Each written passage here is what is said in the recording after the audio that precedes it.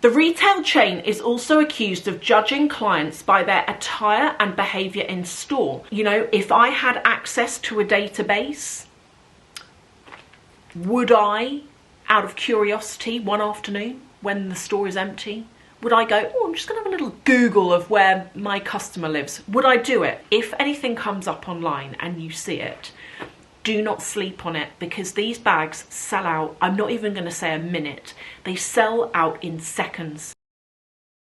Do you remember a couple of weeks ago I did an Hermès video and I said that I had something really juicy to update you on, and I had lots of you under that video saying, I cannot wait to hear what's going on. Okay, so I need to caveat this by saying that this is alleged. Okay, it's alleged. It's like, I guess you could call it a rumour, but I'm going to explain the information that I have read online and where I've got it from. I'm going to link my sources below, and also talk about some of the comments that I've seen in relation to this that have come up on Instagram.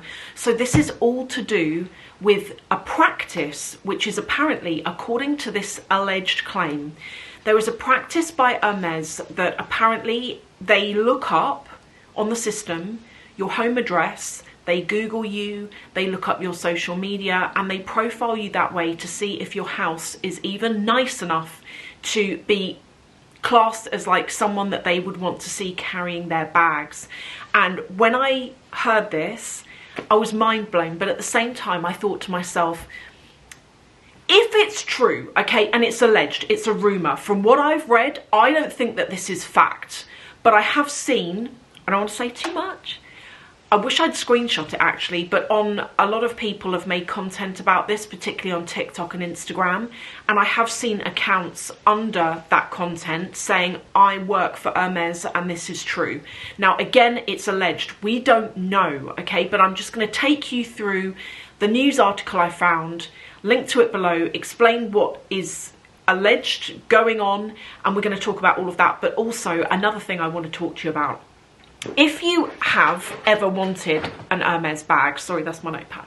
If you've ever wanted an Hermès bag and you're watching this thinking, I don't want to go through this drama, I don't want to go through the stress of proving myself, and am I worthy of carrying a bag that's going to cost me thousands of pounds in the first place? It's not like it's free.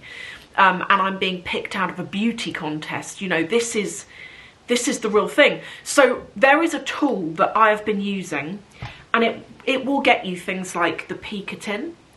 It will also work on the in the loop. It works on, there are a lot of bags from Hermès that are non-quota, but if you go in store and you try and get them, good luck with that. You know, even if you're a big customer, sometimes they will pull out like a Birkin for you. But a lot of the time, even though they're non-quota, particularly if you don't have a history of buying anything, which I don't, then them taking out a bag like this for you, it's not impossible, and it happens, but it's not easy. They're not easy bags to get. Okay, so there is this online tool I have to tell you about. It's called Shengsho, and this is how it works. So you create an account, it's genius and it's really easy. I thought it was going to be a real faff, but it's not. You create an account, I'll link to it below. They have given me a coupon code, okay? So this coupon code gets you 15% off. It works on a subscription.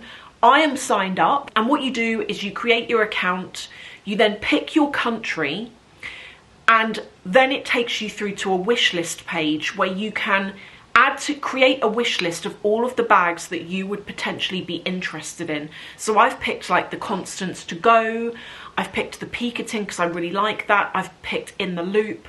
I was actually, well, I'll tell you about it in a second. I was really annoyed about something because a bag came up just last week and I'm like, how did I miss that? Because I wasn't signed up to this at the time. But yeah, you basically just do this and then you're done. And then what happens is whenever one of those bags is released on the website, you get a real-time email notification with a direct link to purchase.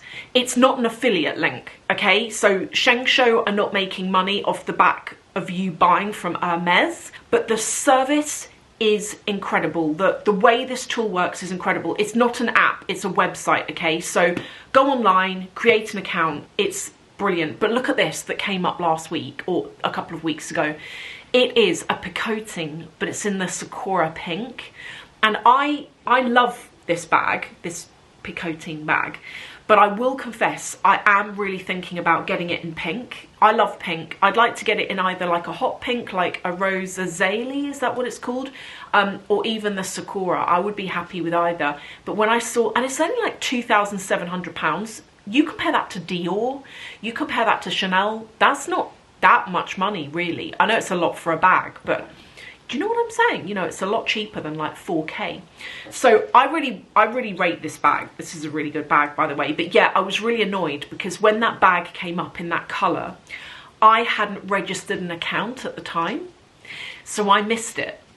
And that's what that page does. So this page you're seeing here, all of the bags you can see, this is like an index copy, a list if you wish, of all of the bags that have been released in the last few weeks that Shengsho has captured and emailed to people. So go and check that out. I'll link to that in the description. But anyway, let's chat about this thing, okay? So there, as I've said, there is a rumour going round. And the rumour going round is that Hermès are... And we've got to say this is a rumour, okay? I know I've read it in a news article and I know loads of people are talking about this, but in my eyes, this is still a rumour until it's proven, which I don't think it ever can be. To me, this is a rumour, but it's the kind of thing that I'm like, okay, do I think they're doing this as a company? No. Do I think potentially you might get specific salespeople who do this? Possibly, yeah. Like, do I think salespeople who have access to our data potentially go and check out where we live? Probably, yeah, you know? So, and then does that sway them in terms of whether they fancy selling something to or offering something to you? Potentially, yeah. But again, I don't think this is necessarily a company thing. I don't think Hermès at head office are saying, hey guys, in the next AGM, salespeople, you can't sell someone a Birkin unless you've Googled their address and they live in a mansion. Like, I don't think that's happening. I think this is probably more likely at a sales level as opposed to coming from head office. The luxury brand, known for their sought-after bags such as the Birkin and Kelly, was named in a new investigative story by The Glitz, which alleges that Hermès keep tabs on their clients live through Google searches. If their address is somewhere that employees allegedly deem unfit for the ideal Hermès client, they may not have access to the aforementioned accessories. This is a news article, okay? I'm not making this up. This is a news article from complex.com. The news article has come from the actual source, which is The Glitz, which I'll link to below. Weirdly, get this, I couldn't find the article on The Glitz. I don't know whether they've deleted it, but I couldn't find the article on there. I'm going to try and find it after this video, and if I can find it, I'll link to the original source. But it's still on complex.com, so you can go and read more there. In the report, Hermès employees allegedly search potential customers' home addresses, social media accounts, and purchase histories as a background check, although consent isn't given. So what this is saying is, as a consumer, I'm not giving you consent to go and look me up and judge me, but it's happening anyway, allegedly, as per this rumour.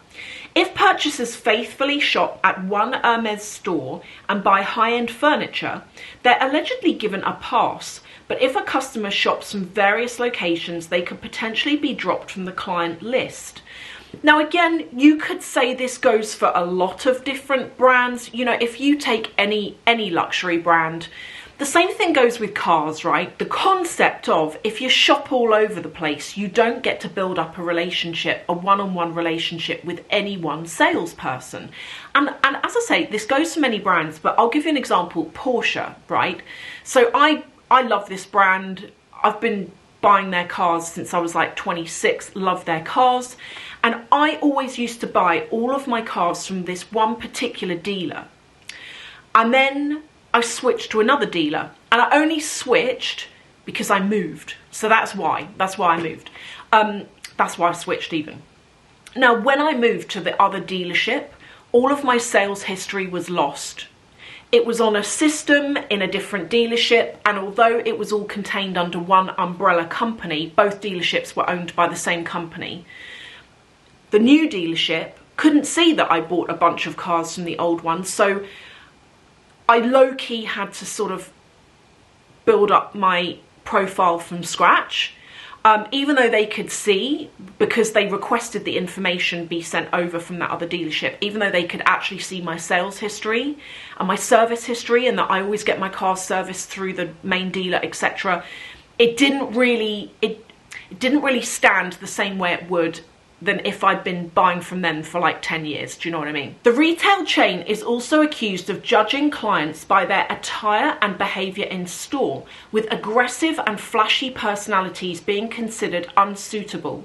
Additionally, Hermès alleged to keep a close eye on clients who only shop for well-known bags instead of other signature models like the Plume. If a bag goes up for resale online, both the client and employee that sold that model can be blacklisted from the chain. So again, like, look at that. So that's Hermès, not just blacklisting a customer who flips bags, but blacklisting the salesperson who's supplying the bags that are being flipped to the customer. Now, I actually think that's really unfair to blame, what is it? It says here, to blame the employee for a customer who flips stuff. I think that's unfair, because you don't know what a customer's going to go and do. And what employee is going to knowingly sell stuff to someone who's flipping them, who's outright flipping them? I don't think any employee would be okay with that. You know, you just wouldn't be okay with it. Particularly as on like the Birkin and the Kelly, it's alleged that people don't get paid commission on it. So why are you going to offer someone a hero bag for them to go and flip it, for you to potentially lose your job, and you're not even getting commission anyway? That makes no sense. So I think that's really unfair of Hermès, but I understand why they're doing it. They've got to be strict. You know, there is this culture of flipping, whether it's cars, whether it's bags, whatever, anything luxury that is scarce, watches, anything like that. There is this culture of flipping with some people, and I do find it unfair, but at the same time, if the person hadn't flipped this bag, I wouldn't have got it. If the person hadn't chosen to flip this bag, I wouldn't have got it. Yes, I paid overs for them, but that's something I've got to do. Even though for something like this, now with Shengsho that I told you about earlier, hopefully I won't have to do that again. Now, some of you might also remember that, was it last year or the year before? It could have been 2024, was it? Do you remember there was this court case in San Francisco in the US, obviously in the US, but there was this court case where a couple of people had all come together, they were customers, and they tried to take Hermès to court under antitrust laws, and this was all to do with the fact that they were saying, you know what, it's really unfair that there's this sort of unwritten practice of, you've got to build up a journey, you've got to build up a history, you've got to buy loads of bits and bobs that you probably don't need and probably don't want in order to even qualify for like a Birkin or a Kelly. I don't know actually what happened with that. I think last time I looked into it, they lost the case. And the way I see it is, however you feel about it. Now, for me, the way I feel about it is I don't love any brand, and a lot of brands do it. I don't love any brand that makes you as a customer feel less so and takes the mickey out of you by getting you to buy loads of stuff in order to qualify. Now, there are car brands that do it as well. There are car brands out there that I will not name, because one day I might be a new customer of them, but there are car brands out there that to get the hero products, you've got to buy loads of their like SUVs in order to qualify, potentially, maybe, if you're lucky, for the top product. And it shouldn't happen, and technically I think with the car brands, I actually think it's illegal. I could be wrong there, someone correct me. But it happens, and it happens as well with these designer brands. Now, I don't agree with it. It personally, as a customer, it turns me right off. I've said before with Hermès and with other brands that I can think of that do this, I'm not interested in a brand new, buying from new, that expects me to do this in order to, it's like a beauty pageant, to be considered. Now, what I will do if I'm really into a product from a brand is I will consider buying it secondhand. You know, I've got Chanel bags secondhand that you only got offered if you were a big customer. I've got Hermès bags that are secondhand because I just like them. You know, they've grown on me. I like how they look. And so I decided to go and buy them secondhand because I knew I was not prepared to go and play games to potentially get offered something. And as I say, the fact that you can now buy a lot of these non-quota bags online, even though they sell out in seconds, like, guys, can I just say, if anything comes up online and you see it, do not sleep on it, because these bags sell out, I'm not even going to say a minute, they sell out in seconds. When you use that website I was telling you about, try and make sure you're always logged in, because you don't even have time to log in. If you don't have an account created, go and create an account now on hermes.com, because when these bags come up and you get the email notification from Shengsho, honestly, you don't have time to scroll through the pictures. You don't have time to read the description. You have to check out. You don't even have time to log in, okay? So just to kind of bring you up to speed on that it can be really difficult to buy online, but it's not impossible. I would love to get your thoughts on this. Have you seen other content creators talking about this? I've seen quite a few reels and content on TikTok and Instagram. I haven't seen anything on YouTube that I've seen so far. I'm sure people are talking about it. If you're an SA and you want to privately leave a comment, please feel free. It's always interesting to hear. As I say, I don't think that this is an Hermès top level head office thing. I think that if this is happening, and I wouldn't be surprised if it is, although it is alleged and it is a rumour, do I think that individual salespeople act in this way? You know, if I had access to a database, would I, out of curiosity, one afternoon when the store is empty, would I go, oh, I'm just going to have a little Google of where my customer lives? Would I do it? I don't know. If I was bored enough, maybe. It's not really the kind of thing I do, though. But I don't know. There are people that would do that. And do I think that that would therefore change their minds on whether they're going to sell you something? Maybe. You just don't know. So thank you all for watching. Let me know what you think. Comment below. And I'll see you in the next video.